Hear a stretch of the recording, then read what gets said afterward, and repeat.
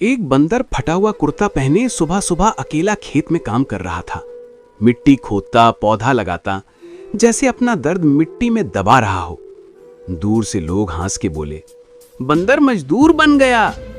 बंदर ने कुछ नहीं कहा, सिर्फ सिर झुकाकर काम करता रहा। उसे बस इज्जत चाहिए थी। शाम को मालिक ने उसके हाथ में थोड़े पैसे रख दिए।